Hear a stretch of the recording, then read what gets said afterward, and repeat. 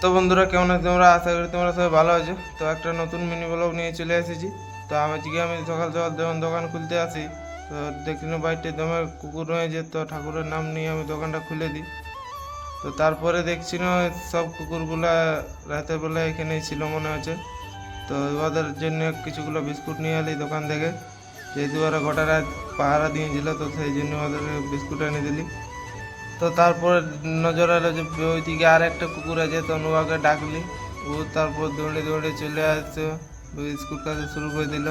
এদিকে ও চলে এলো, ওয়াকেও দিলি বিস্কুট, ইয়ারাকেও দিলি বিস্কুট। তো তারপর আমি দোকানের ভিতর চলে যাই, এক এক করে সব জিনিসগুলো বার করে দিই, যেগুলো রাতে ভিতরাতে হয়, নাহলে কোনো চোরে মরে নিয়ে চলে যাবে। তো তারপরে আজ একটু বাজার যাওয়ার ছিল, তো আমার 9:30টা নিয়ে বেরিয়ে যাই। তো বাজার যাওয়ার সময় দেখছি না বিচ্ছিরি রোদ দিচ্ছে।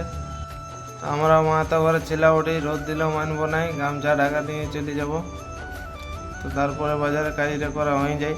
তো তারপরে ঘর আসতেছিলি, তো গামছা ঢাকা নিয়ে ঘর আসার সময় পুরো রোদ লাগতেছিল। তো এই দেখো, এটা হচ্ছে নতুন ব্রিজটা শ্মশানকালীর কাছে। তো চলো আজকের মতন এইখানে শেষ করছি।